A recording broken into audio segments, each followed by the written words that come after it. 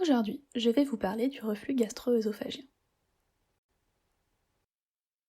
Il s'agit d'une remontée du contenu de l'estomac dans l'œsophage. Mais avant tout, connaissez-vous bien l'anatomie de cette zone? Cela se compose de la manière suivante. L'œsophage est un tuyau du tube digestif qui relie la bouche et l'estomac. Il a pour rôle de conduire le bol alimentaire. L'estomac est une poche du tube digestif ayant pour rôle de stocker et brasser les aliments, mais également de les imprégner de suc gastrique pour commencer leur digestion. Entre ces deux structures se trouve le cardia. Cette petite valvule, à l'entrée de l'estomac, a pour rôle d'empêcher les aliments de remonter vers l'œsophage.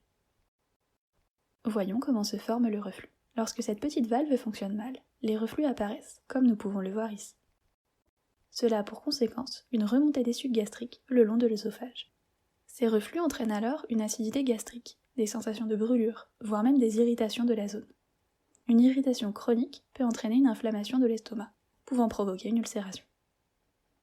Cette pathologie est très fréquente. Elle peut être due à une hernie hiatale. Une partie de l'estomac remonte alors au-dessus du diaphragme. Cela peut parfois être de simples reflux fonctionnels, qui sont favorisés par l'alcool, le tabac, l'alimentation, ou encore être dû à un relâchement du sphincter, dû à la vieillesse par exemple, ou à une lésion. Les reflux peuvent être évoqués devant les signes suivants. Des brûlures d'estomac, une gêne à la déglutition, des nausées voire des vomissements, une éructation, des régurgitations acides, et même une toux accentuée en position couchée. Il est alors important de faire bilanter ces signes par votre médecin. Celui-ci pourra vous demander de faire des examens, comme une pH-métrie qui mesure votre acidité gastrique, une endoscopie, une radiographie, ou encore un TOGD qui est une étude de l'œsophage. Des médicaments pourront ensuite vous être prescrits par votre médecin, comme des antiacides pour soulager la douleur, ou des inhibiteurs de la pompe à protons pour protéger et cicatriser votre estomac.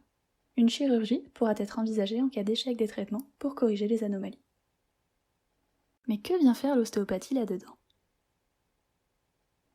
L'ostéopathe va commencer par chercher la cause de ces reflux.